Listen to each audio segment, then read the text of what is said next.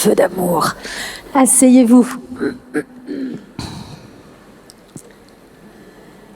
Alors pour ceux qui n'étaient pas là ce matin, joie de vous accueillir, joie de découvrir vos visages et joie d'être ici dans cette paroisse où nous sommes accompagnés de Saint Jean-Paul II, l'apôtre de la miséricorde à la suite de Sainte Faustine. Alors pour commencer cet après-midi, j'avais dans le cœur de vous partager mon témoignage, comment j'ai découvert la miséricorde, comment le Seigneur m'a saisi, comment il m'a permis de plonger dans la miséricorde. Il y a maintenant 37 ans, alors d'abord je suis mariée, j'ai 4 enfants et j'ai 13 petits-enfants. Et il y a 37 ans, notre deuxième enfant et notre première fille est née. Et à la naissance, nous avons découvert qu'elle avait une double paralysie faciale, c'est-à-dire absence et atrophie des muscles et des nerfs faciaux et d'autres problèmes. Voilà. Donc on a décidé avec mon mari que j'arrête de travailler pour pouvoir accompagner notre fille dans les hôpitaux, etc., etc. Je dirais que notre pratique religieuse, notre foi, ma foi, et moi j'ai toujours eu soif de Dieu. Je n'ai pas grandi dans une famille particulièrement attachée au Seigneur. Elle avait, voilà, mes parents sont mariés à l'église, ils m'ont fait baptiser, mais voilà, ça restait plus une tradition qu'une relation. Vous savez que nous n'appartenons pas, nous n'avons pas une religion, nous. Nous ne sommes pas dans une religion, mais dans une relation. Ça change tout. Ça change tout. C'est-à-dire qu'on est heureux de retrouver Dieu dans la prière, à l'Eucharistie. On n'est pas que dans des actes de religiosité, de piété, parce que voilà. Mais on est là parce qu'on a le cœur brûlant, d'être en relation avec le Seigneur qui est vivant, ressuscité. Bien. Mais bon, moi j'ai toujours eu soif. Et à l'occasion de cette naissance, donc, nous avons pris la décision que j'arrête de travailler. Nous avons fait baptiser notre fille. Donc nous avons pris contact avec différentes personnes de la paroisse. Et progressivement, nous avons installé un coin prière à la maison avec une icône. Et puis je me suis mis à prier une fois par semaine, puis finalement tous les jours. Et puis un jour, un matin, 9h10, parce que je m'étais occupée des 2 aînés, et c'est à peu près à cette heure-là que je prenais mon temps de prière. Et je dis au Seigneur, devant mon icône et ma Bible ouverte, « Parle Seigneur, ton serviteur écoute. » Et à ce moment-là, la puissance d'amour de Dieu, Père, Fils et Saint-Esprit m'a envahi puissamment. Et je me suis retrouvée, je dirais, pendant un moment, allongée sur ma moquette, percutée par la puissance du Saint-Esprit. Je ne connaissais rien du renouveau charismatique. Je ne savais pas qu'on pouvait tomber dans le repos de l'Esprit. Je ne sais pas si vous savez ce que c'est, mais c'est un moment de visitation profonde du Saint-Esprit qui fait qu'on perd un peu notion et du temps et de l'environnement, mais qu'on est visité par le feu de Dieu à l'intérieur. Et donc j'ai été là, mais quand je suis revenue à moi, il y a eu plusieurs choses. D'abord, quand le Seigneur m'a visitée, il m'a montré que la souffrance que je pouvais porter intérieurement depuis plusieurs années, elle venait de mon manque de confiance en lui. Et donc, quand je suis revenue à moi, j'ai eu ce désir profond de me confesser. Ça ne m'était pas arrivé déjà depuis un bon moment. Et puis, j'ai eu cette certitude. Mais cette certitude, je ne peux pas vous dire avec plus de force que Jésus est vivant, ressuscité, qu'il guérit, qu'il libère et qu'il sauve. C'était une évidence, une évidence. Bien, donc voilà, je vais voir un prêtre pour me confesser. Et le prêtre me donne comme pénitence de rendre grâce à Dieu pour la merveille que j'étais. Bon. Et le soir, au moment de me coucher, je repense à cette pénitence. Je fais cette pénitence. Bon. Nouvelle visitation du Seigneur. Ouf. Qui me dit, tu es guéri. Alors, pour moi, la guérison de l'âme, je ne pouvais pas l'imaginer ni la connaître. Et donc, j'ai répondu au Seigneur, mais moi, je vais bien, je suis en bonne santé. Par contre, il y en a une qui a besoin d'être guérie, c'est ma fille. Donc, je me suis levée. J'ai couru dans la chambre de mon bébé. J'ai posé mes mains sur elle et j'ai dit, guéris-la, Seigneur. Guéris-la. Le Seigneur ne l'a pas guérie à ce moment-là. Mais 3 ans plus tard, même 3 ans et demi plus tard, nous sommes allés pour la première fois à Paray-le-Monial. Et il y avait une journée qui était animée par le Père Tardif. Vous avez peut-être, pour certains, entendu parler du Père Tardif. Et toute la journée, il y avait annoncé des guérisons de ceci, des guérisons de cela, et puis encore autre chose, et puis voilà. C'était beau, et pour moi, c'était évident que Jésus guérit.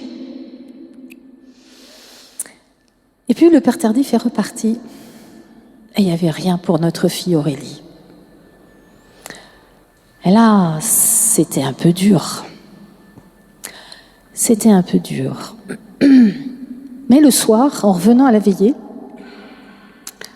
nous entendons avec mon mari une parole de connaissance pour une enfant de plus de 3 ans qui allait se mettre à parler. Et immédiatement, j'ai compris que c'était pour notre fille. Je suis tombée en larmes, etc. Et nous avons vu notre fille se transformer dans les semaines qui ont suivi. Au point que, au mois de septembre, donc ça, cette histoire, c'était au mois de juillet, au mois de septembre, je l'ai retrouvée debout sur la table de la cuisine, en train de chanter des Alléluia à tue-tête. Ce qui était inimaginable, compte tenu de sa personne, de son attitude, de son... Voilà, cette petite fille qui était toujours plutôt renfermée. Et non. Et alors, je n'allais pas la gronder, hein, vous êtes d'accord, je me suis réjouie. Et puis au mois de janvier, je lui dis, tu sais, on va aller voir le professeur qui la suivait depuis sa naissance. Et elle me répond, donc elle ne parlait pas hein, au mois de juillet. Et elle me répond, moi je le connais, je veux lui montrer que je sais faire de beaux sourires. Et nous rentrons dans le cabinet du professeur, elle se plante devant lui et lui fait un sourire jusqu'aux oreilles. Et le professeur la regarde, il me regarde, il la regarde, il me regarde. Puis il me dit, mais enfin, c'est pas possible. Non, mais c'est pas possible. Il dit, mais les résultats des examens électriques des muscles et des nerfs faciaux là, que j'ai là sous les yeux me montrent que ce qu'elle fait là, c'est pas possible. En fonction des résultats des muscles et des résultats des examens électriques des muscles et des nerfs faciaux qui avaient été faits plusieurs mois auparavant, donc avant cette histoire, eh bien, c'est pas possible. Alors je lui ai répondu, ben oui, on a fait un pèlerinage cet été. Alors il m'a dit, oui, bon, moi j'entends bien, mais moi je suis médecin. Bon, alors un médecin avec une croix sous la blouse, hein. Sous la blouse, mais quand même, bien. Eh bien, voilà une manifestation de la miséricorde. Alors plus tard, et donc nous rendons grâce à Dieu. Nous rendons grâce à Dieu. Et là, c'est comme ça que le Seigneur a commencé à me conduire. Et que progressivement, on a cheminé, on s'est investi, je dirais, dans une communauté. Et puis là, eh bien, j'ai continué de découvrir la miséricorde à travers des guérisons, à travers des consolations, à travers des pardons, des réconciliations familiales, etc. Et donc, j'étais tellement admirative, que j'avais dans le cœur cette prière d'être témoin, apôtre, serviteur, missionnaire de la miséricorde. Et donc, tous les jours, je priais pour devenir témoin, apôtre, serviteur, missionnaire de la miséricorde. J'ai été extrêmement touchée par Saint Jean-Paul II, qui est devenu pour moi un père dans la foi. Je me suis nourrie de tout ce qu'il pouvait dire, de tout ce qu'il pouvait écrire. J'ai aussi suivi l'école cathédrale, l'Institut missionnaire, etc. Et je continuais toujours d'avoir soif et toujours avoir envie d'aller plus loin avec le Seigneur et d'être témoin apôtre de la miséricorde. Et puis, l'an 2000 arrive. Et en l'an 2000, nous découvrons, nous étions dans une librairie, et là je découvre que Jean-Paul II allait canoniser Sainte Faustine. Vous savez qu'elle a été canonisée la première de l'an 2000, parce que Jean-Paul II voulait mettre dans la miséricorde ce 3e millénaire. Vous savez combien Jean-Paul II était attaché à la miséricorde. Il est arrivé à Cracovie quelques mois avant le décès de Sainte Faustine. Ils auraient pu se connaître. Lui, il est arrivé à 18 ans, poursuivre ses études supérieures à Cracovie au mois de mai 1938, et elle est décédée le 5 octobre. Et quand il a été étudiant et que la guerre a commencé, où il a été obligé de travailler aux usines Solvay, tous les jours, il passait devant ce qui est devenu le sanctuaire, mais tout au moins devant la chapelle, le monastère des Sœurs, et il allait prier là. Donc très tôt, en fait, il a eu connaissance de tout ce que Jésus avait révélé à Sainte Faustine. Il a prié devant le tableau, pas celui-ci, mais celui qui est actuellement dans le sanctuaire mondial de la miséricorde. Et donc, je me retrouve dans cette librairie, en l'an 2000, devant cet étalage de livres, et je découvre que Sainte Faustine, pour qui j'avais pas franchement, Faustine, bienheureuse Faustine, je n'avais pas franchement d'attirance, parce que pendant toutes ces années, je me sentais pas du tout attirée par tout ce qui était dévotion. Étudier les encycliques, oui. Travailler les textes de Saint Jean-Paul II, oui. Les écrits de Saint Jean-Paul II, oui. Mais la dévotion, tout ce qui était dévotion, me rebutait. Et donc un jour, d'ailleurs, quand les enfants étaient encore petits, nous étions, c'est peut-être la même année où nous étions sortis de cette session au Paray-le-Monial, on s'est arrêté à la boutique, à l'office du pèlerinage, pour acheter une icône pour renouveler notre camp de prière, et notre fils aîné qui avait 5 ans pointe son doigt vers une icône de Jésus miséricordieux, ni celle-ci, ni celle d'Adolf Iwa, de Pologne, mais une autre qui était, ma foi...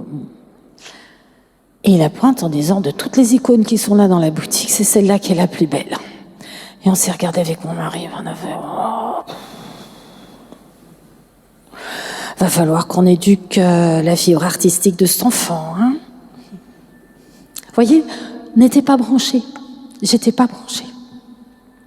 Pas branchée dévotion. Mais là, donc,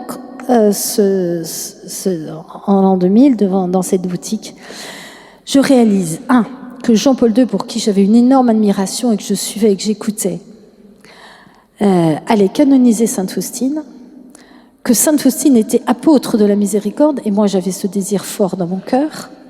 Et troisièmement, qu'elle avait eu des apparitions du Christ il y avait moins de 100 ans. Et je me suis dit, des apparitions du Christ dans l'histoire, il n'y en a pas beaucoup. Je connaissais très bien celle de Paray-le-Monial. Mais bon, voilà. Et donc, je me suis dit, si Jésus, entre guillemets, a pris la peine d'apparaître au XXe siècle, c'est qu'il a certainement quelque chose à nous dire. Donc, mon mari m'a offert le petit journal. Le gros petit journal. Et je suis tombée dedans. Et il a alimenté mes temps de prière, mes temps de retraite personnelle à la maison, mes temps de désert. Et donc, j'ai d'abord été touchée par la concordance entre les propos de Jésus et Sainte Faustine et la parole de Dieu. J'ai été touchée par la façon dont Jésus parlait à Sainte Faustine. Par exemple, quand il lui dit « Les flammes de ma miséricorde me brûlent, je désire les déverser sur les âmes humaines. Oh, quelle douleur elles me causent quand elles ne veulent pas les recevoir. » Ou bien encore « Je ne suis qu'amour et miséricorde. » Ou bien encore « Ton nom même est gravé dans la paume de mes mains. » Voilà. Eh bien ça, c'est pour chacun de nous. D'ailleurs, c'est ce que Jésus dit à Sainte Faustine. Tout ce que je te dis, c'est pas que pour toi. C'est pour tous ceux qui liront tes écrits. C'est-à-dire que dans ce petit journal, à chaque fois que Jésus parle, ou Dieu le Père, c'est pour chacun de nous. C'est pour chacun de nous. Les flammes de ma miséricorde me brûlent. Et donc c'est comme ça que la mission a commencé, que des personnes ont commencé à me demander de donner des enseignements sur la miséricorde alors qu'elles ignoraient tout ce chemin que je faisais, que je parcourais. Et puis mon premier livre est sorti, etc. Et la mission s'est développée et j'ai été envoyée par le Seigneur un peu partout, en France et à l'étranger. Alors, comprenons bien cette miséricorde. La miséricorde, c'est la surabondance de l'amour. C'est parce que Dieu est amour qu'il est miséricorde, qu'il fait miséricorde. La miséricorde, elle se concrétise, elle se vit par la conversion. Alors moi, j'ai vécu cette conversion. Peut-être dans certains d'entre vous, peuvent dire, moi, tel jour, telle heure, telle année, j'ai vécu une rencontre avec le Christ. À partir de ce moment-là, ma vie a changé. Puis d'autres peuvent dire, peut-être la majorité d'entre vous, moi, j'ai grandi dans une famille pratiquante, j'ai été baptisée petit, voilà, je fais de mon mieux, voilà. Mais ça aussi, c'est de la miséricorde, parce que hors de lui, nous ne pouvons rien faire. L'appel à la vie est une grâce de la miséricorde. J'en ai un peu parlé ce matin. Nous avons tous été appelés à la vie par pure grâce, par miséricorde. Donc la conversion, la vocation est une grâce de la miséricorde. La vocation au mariage, c'est une grâce de la miséricorde. La vocation religieuse, la vocation sacerdotale, c'est une grâce de la miséricorde. C'est pour le Seigneur nous a conduits dans cette vocation ou cette vocation-là pour mettre en œuvre tout ce qu'il nous a donné pour servir son royaume, pour devenir ce qu'il a voulu que nous soyons depuis toute éternité. C'est ce que j'ai expliqué ce matin. La guérison est une grâce de la miséricorde. La compassion. Voilà. Alors, voilà la façon dont le Seigneur m'a conduite avec sa miséricorde, pour être témoin, apôtre, serviteur, missionnaire de la miséricorde. Et puis donc, au départ, moi j'ai été très touchée dans le petit journal par tous ces écrits, toutes ces paroles de Jésus, par aussi cette réponse de Sainte Faustine qui manifeste une grande compassion devant les souffrances de Jésus, qui souhaite se donner entièrement pour la conversion du monde. Alors elle a choisi, par appel spécifique, d'offrir ce qu'elle était, toutes ses souffrances, pour la conversion du monde. Elle a embrassé la croix pour cela. Mais ce n'est pas notre appel. C'est pas ce que Dieu veut pour chacun de nous. Vous comprenez bien? Notre appel, c'est son appel à elle spécifique. Nous sommes tous appelés à prier pour la conversion du monde. Ça, on est d'accord. Mais on n'est pas tous appelés à embrasser la croix comme elle a embrassé la croix. D'accord ? Soyons bien clairs. Et puis, c'est après que le Seigneur m'a dit, regarde du côté de ce qu'on appelle maintenant le culte, le tableau de Jésus miséricordieux, l'heure de la miséricorde, le chapelet de la miséricorde, l'exercice de la miséricorde, exercer la miséricorde. Voilà. Et j'ai dit, d'accord, mais moi je veux voir, je veux que c'est concret, tu fais des promesses, alors je veux les voir à l'œuvre. Voilà. Et donc, j'ai commencé à découvrir, effectivement, les grâces du tableau. À chaque fois que je revenais d'une confession, j'étais puissamment touchée par les rayons qui sortaient du tableau, qui venaient me rejoindre. J'ai été touchée par le regard de Jésus. Et puis, j'ai emmené des pèlerinages en Pologne aussi, tous les ans. Là aussi, j'ai découvert et j'ai vraiment reçu des grâces par le biais de ce tableau. Et puis, le chapelet et l'heure de la miséricorde.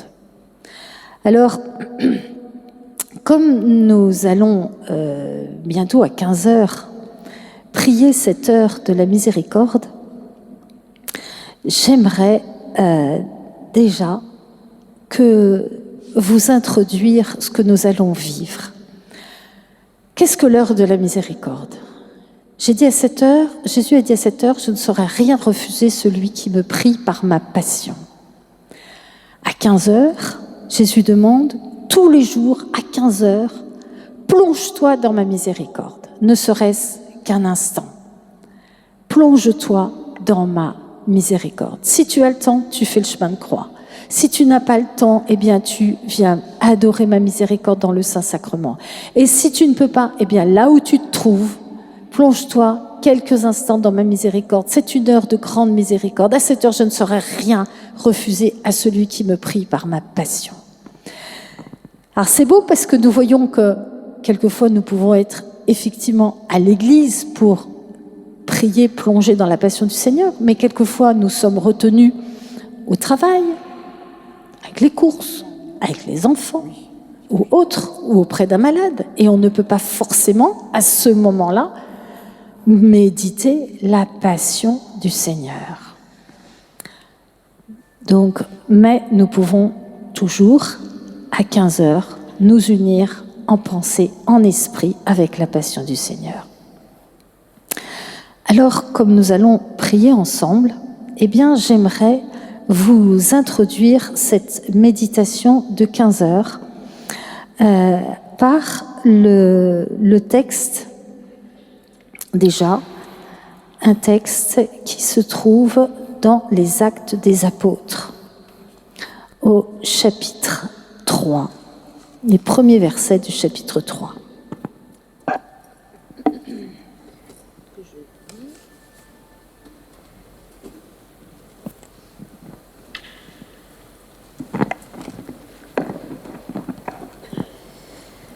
Alors, je vous lis les premiers versets pour que vous les ayez bien en mémoire. Si vous avez votre Bible ou un Nouveau Testament, n'hésitez pas à le prendre et à suivre, même si nous n'avons peut-être pas tous la même traduction, mais c'est bien de pouvoir suivre dans votre Nouveau Testament ou dans votre Bible.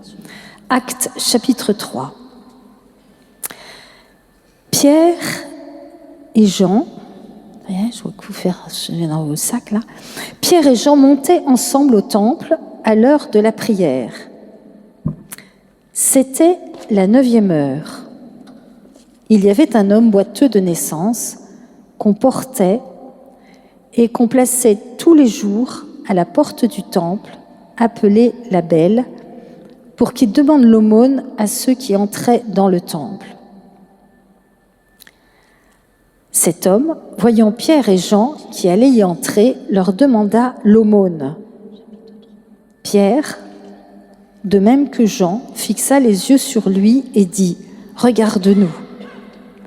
Il les regardait attentivement, s'attendant à recevoir d'eux quelque chose. Alors Pierre lui dit « Je n'ai ni argent ni or, mais ce que j'ai, je te le donne.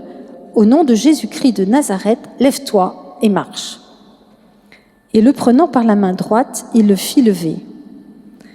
Au même instant, ses pieds et ses chevilles devinrent fermes, D'un saut, il fut debout et il se mit à marcher. Il entra avec eux dans le temple, marchant, sautant et louant Dieu. Amen. Alors, il y a quelque chose qui est intéressant à comprendre et à connaître. À quelle heure Pierre et Jean montent au temple? Est-ce que vous avez retenu l'heure à laquelle ils montent au temple? À la 9e heure. Et savez-vous à quoi correspond cette 9e heure? Eh bien, c'est 15 heures. Absolument. C'est 15 heures. Eh bien, vous savez, il est écrit dans le livre des Nombres, au chapitre 28, que Dieu parle à Moïse et lui demande de sacrifier un agneau tous les jours, le matin et l'après-midi. Et donc, est devenue une habitude dans le peuple juif, tous les jours, tous les matins, de sacrifier un agneau sans tache, sans défaut, parfait, et l'après-midi. Or, Jésus a été crucifié à 9 heures le matin, au moment où dans le temple, il y avait des milliers d'agneaux qui étaient en train d'être crucifiés, de commencer à être tués, voilà, sacrifiés, exactement, voilà, je cherchais le mot. Et il est mort à 15 heures. Entre les deux, il y a donc eu 6 heures qui se sont écoulées. 6 heures de souffrance. On dit que le chiffre 6 correspond à l'être humain. Dieu a créé l'homme le 6e jour. Jésus a souffert 6 heures. C'est-à-dire qu'il a récapitulé, il a pris sur lui, dans son corps, toutes les blessures de l'humanité. Il est venu tout réconcilier, tout reprendre, et il est mort à 15 heures, l'heure à laquelle le peuple juif sacrifiait aussi un agneau sans tache. Vous voyez le parallèle, combien c'est saisissant. Je ne sais pas si ça vous saisit, mais moi, quand j'ai découvert ça, que j'ai compris ça, ça m'a véritablement saisi. Ça nous fait comprendre comment Dieu a mené son peuple et l'a préparé à accueillir Jésus, l'agneau sans tache, qui a accepté d'être crucifié, mort, après tant de blessures, pour prendre sur lui toutes les blessures, tous les péchés de l'humanité, la mort et la maladie, et apporter la résurrection. Alors, d'abord, donc nous voyons dans cette histoire de Acte 3 la question de l'heure. Et puis, nous voyons aussi cet homme boiteux de naissance, qui était là à la porte du temple, la belle porte, qui demande l'aumône, qui ne peut pas bouger, qui ne peut pas entrer lui-même dans le temple, qui est tributaire des uns et des autres. Et Pierre et Jean, donc, qui montent à la prière, qui vont prier, comme tous les Juifs de l'époque, à 15 heures. Et puis, Jean fixe les yeux sur lui, comme Pierre, regarde-nous. Il les regardait attentivement. Et qu'est-ce qui est dit? Comment ça se passe dans la tête de cet homme boiteux de naissance? Il s'attendait à recevoir quelque chose d'eux. Il avait le cœur ouvert. Et il s'attendait à recevoir, on peut imaginer qu'il s'attendait à recevoir l'aumône. Mais il avait le cœur ouvert. Non seulement il avait le cœur ouvert, mais il était tout disposé, parce que quand Pierre lui a dit « Je n'ai ni argent ni or, mais ce que j'ai, je te le donne, au nom de Jésus-Christ de Nazareth, lève-toi et marche. » Ce boiteux aurait très bien pu lui dire « Dis donc, tu te moques de moi. Je suis là depuis je ne sais pas combien d'années, je ne peux pas marcher. Et toi, tu me proposes de me lever ?» Hein? Mais lui, il s'attendait à quelque chose. Et qu'est-ce qu'il fait? Pierre, le prenant par la main droite, le fit lever. Et c'est à ce moment-là que la guérison intervient. C'est à ce moment-là. C'est au moment où le boiteux prend la main de Pierre, que Pierre lui tend, et la guérison a lieu à ce moment-là. Donc, d'un bond, d'un saut, il fut debout et il se mit à marcher. Il marche, il saute et il loue Dieu. Il est complètement guéri, je dirais à la fois physiquement et ainsi intérieurement. Et là, il peut connecter avec Dieu dans la louange, et découvrir et rentrer en communion avec Dieu. Et donc tout le monde s'étonne, tout le monde le voit marcher et louer Dieu. Parce que c'était bien lui qui était assis à la belle porte du temple pour demander l'aumône. Et donc tous ceux qui sont témoins sont remplis d'étonnement. Alors pourquoi je vous propose ce texte et nous rentrons ensemble dans cette explication? Parce que cette histoire, c'est la première guérison qui nous est rapportée dans les Actes des Apôtres. Et cette guérison s'accomplit à quelle heure? Elle s'accomplit à 15 heures.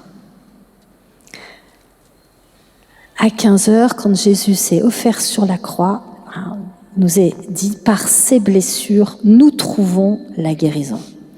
Et le verset complet que l'on trouve dans l'Isaïe au chapitre 53, verset 5, où il est dit exactement ceci: le châtiment qui nous donne la paix est tombé sur lui. Le châtiment qui nous donne la paix est tombé sur lui. La paix, en hébreu, c'est shalom. Shalom, et c'est aussi guérison, c'est-à-dire c'est la paix dans l'esprit, c'est la paix dans le corps, c'est la paix dans notre âme, c'est-à-dire c'est tout notre être qui est visité par la paix. Le châtiment qui est tombé sur lui nous donne la paix. C'est-à-dire que c'est lui qui a tout pris pour que nous recevions quoi? La paix.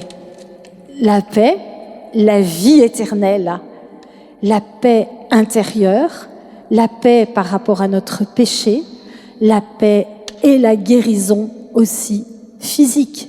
C'est-à-dire qu'il a tout pris. Le châtiment qui est tombé sur lui nous donne la paix.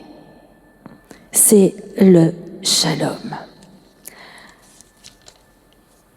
Alors, j'aimerais que, vraiment, je te demande, Seigneur, que pendant ce temps de méditation, on va prier le chapelet de la miséricorde, dizaine par dizaine, mais à chaque dizaine, je vais vous proposer une méditation d'un moment de souffrance de Jésus et lui demander de manifester son shalom, sa paix intérieure, sa paix pour que nous recevions la paix intérieure, nous recevions la paix, la guérison physique, selon toutes les souffrances qu'il a traversées. Est-ce que vous êtes d'accord? C'est pour ça que je vous ai proposé ce temps de méditation, parce que Jésus, sur la croix, a tout récapitulé, toutes les souffrances, comme on peut le lire dans le livre aux Hébreux. Il est nous n'avons pas un grand prêtre incapable de compatir, car il connaît toutes nos souffrances. Il a connu toutes nos souffrances. C'est-à-dire que tout ce que nous pouvons traverser, de douloureux, de difficile, eh bien lui, il les a traversés dans son corps, dans son âme, et il est donc en capacité de nous comprendre, mais aussi de nous apporter son shalom, c'est-à-dire sa paix et la guérison intérieure, la guérison physique, pour que nous puissions être restaurés, relevés, guéris et transformés. D'accord ? Alors, on va prier dans ce sens-là maintenant.